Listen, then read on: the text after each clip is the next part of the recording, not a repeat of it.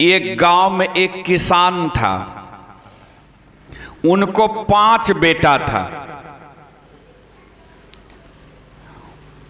वो पांचों भाई में, पिता पुत्र में, उनके घर में भी सास पुतों में, गोतनी गोतनी में बड़ा मेल सब में।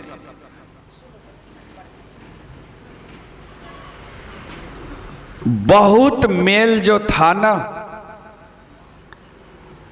लेकिन घर में थी काफी गरीबी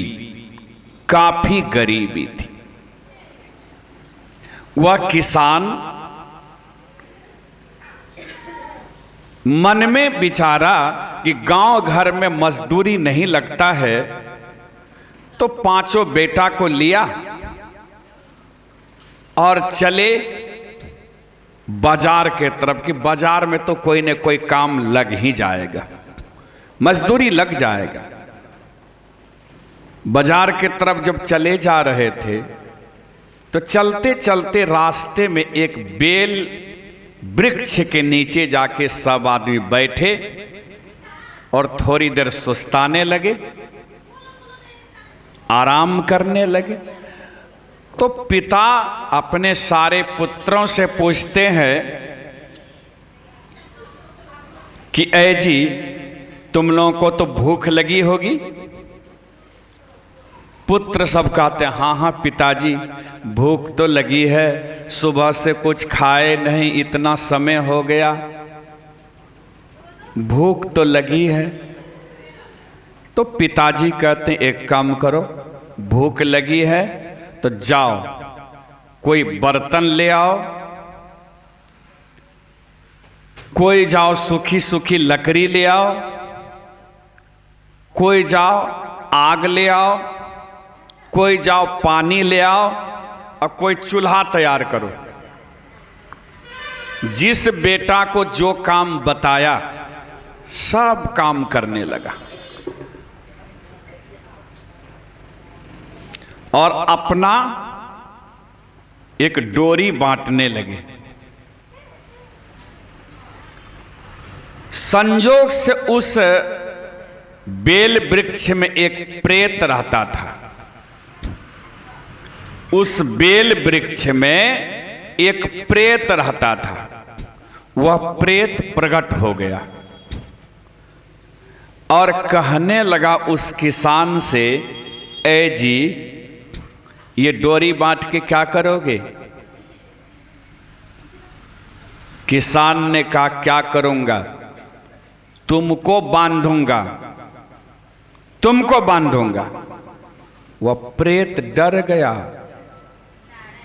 प्रेत ने कहा, अवश्य तुम लोग हमें बांध लोगे, क्योंकि तुम लोगों में आपस में बड़ा घनिष्ठ प्रेम है, पिता पुत्र में, भाई भाई में, सास पुतों में, गोतनी गोतनी में, आपस में बहुत बड़ा प्यार प्रेम है। इसलिए सब मिल करके अगर चाहोगे तो हमको बांध लोगे।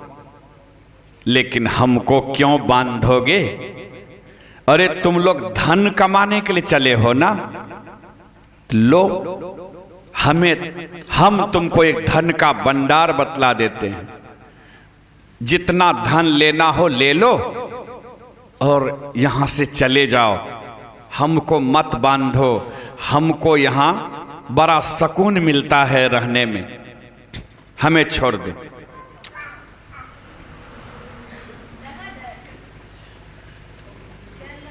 किसान ने कहा, बता कहां है धन?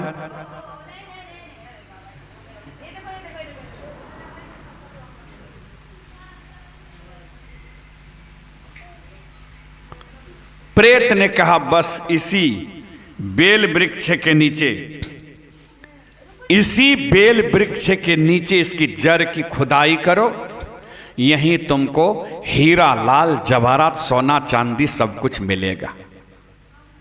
बस क्या था, सब बेटा सब तरफ से जब आया, किसान ने कहा, बेटा सब सामान रख दो, कुदाली लाओ और यहां खुदाई करो।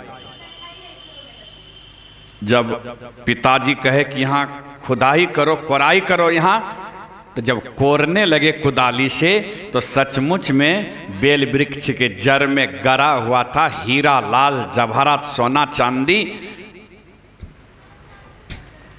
बहुत सारा हीरा लाल जवाहरात सोना चांदी। किसान पांचों बेटा को पोटरी बांध दिया, अपने भी बांधा, क्योंकि प्रेत बोला था एक ही बार जितना लेना हो ले लो, फिर दोबारा आओगे तो नहीं मिलेगा, एक बार ले लो फिर इस गड्ढा को ढक दो।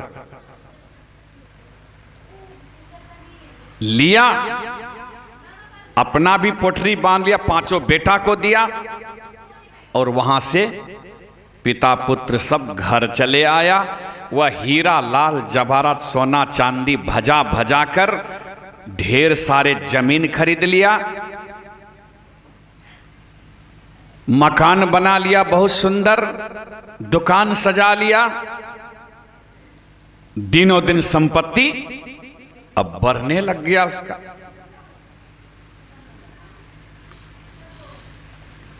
पड़ोस में भी एक किसान था, उसके बगल में ही, वो सोचने लगा ये तो कल तक मजदूरी कर रहा था पिता पुत्र सब, आज इतनी जल्दीबाजी में इतनी संपत्ति कहां से ले आया, जो बढ़िया बढ़िया जमीन भी खरीद रहा है, मकान भी वो सुंदर बना लिया, दुकान भी अच्छा बना लिया, अब अमन चैन से सब जी रहा है, आखिर इतनी संपत्ति कहां इन लोगों को हाथ लगा। वह किसान भी आकर के पूछने लगा कहां से इतनी संपत्ति लाया।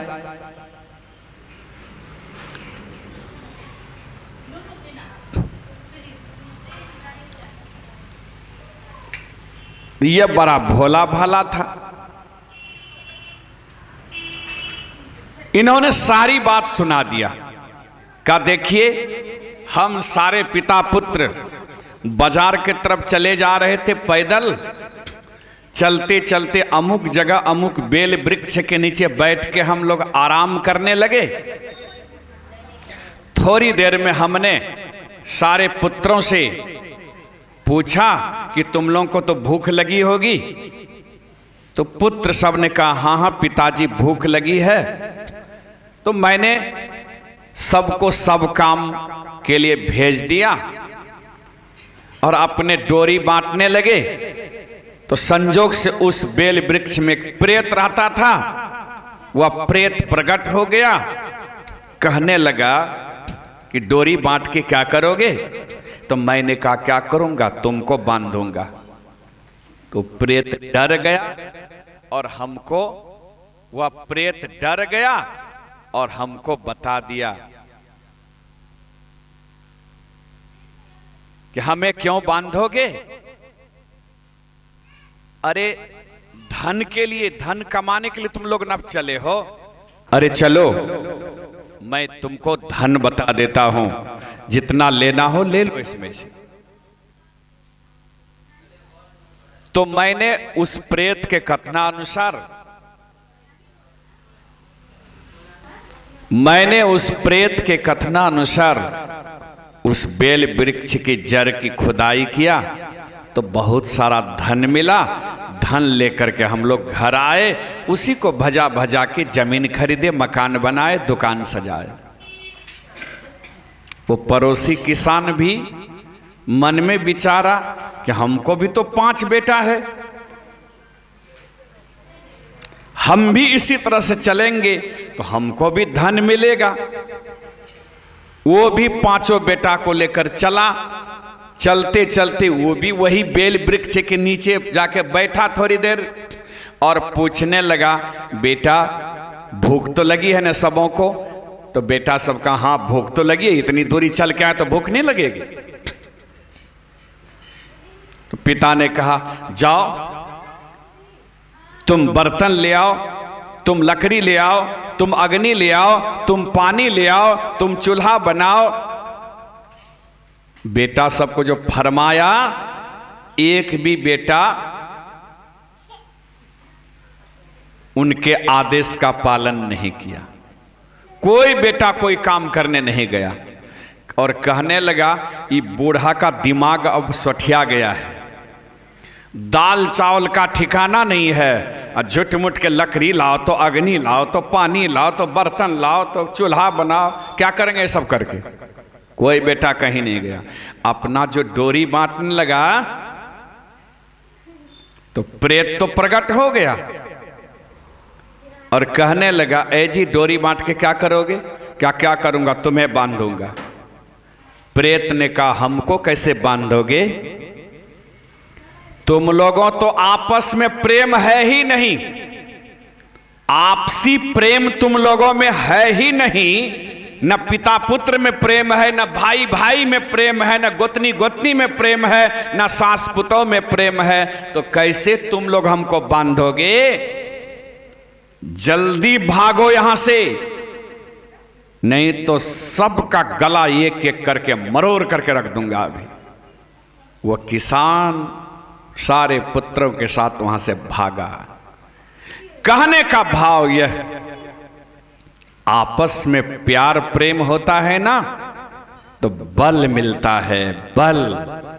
क्योंकि जहां सुमति तहां संपत्ति नाना, जहां कुमति तहां विपत्ति निदाना। जहां सुमति है वहां संपत्ति विराजेगी, संपत्ति विराजेगी। इसलिए आपस में प्यार प्रेम बना के रखो। यह प्रेम कैसे बनेगा आपस में? सत्यता का व्यवहार करने से। जब एक परिवार में सत्यता का व्यवहार नहीं कर सकते हैं, एक परिवार के लोग सास पुतों मेल से नहीं रह सकते, गोतनी गोतनी मेल से नहीं रह सकते, भाई भाई मेल से नहीं रह सकते, मां बेटा मेल से नहीं रह सकते, तो फिर पड़ोसी से कैसे मेल कीजिएगा?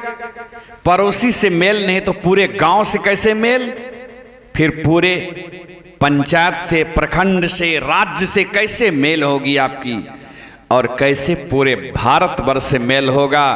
कैसे आप विदेश से मेल करेंगे? नहीं हो पाएगा ना, जीवन दुख में हो जाएगा। ये आपसी मेल कराने वाले कौन है? ईमानदारी और सत्यता का व्यवहार कीजिए। जीवन में झूठ मत बोलिए, झूठ मत बोलिए, और चोरी मत कीजिए। चोरी नहीं हुआ, अंदर ही अंदर चुपके से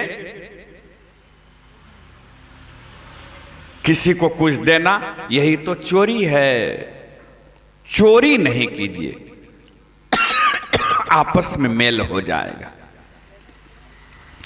और सुख बरसेगा तुम्हारे जीवन में, सुख बरसेगा। आपसी मेल होगा ना, जहां जिस परिवार में आपसी मेल होगा वहां लक्ष्मी विराजेगी, लक्ष्मी विराजेगी वहां।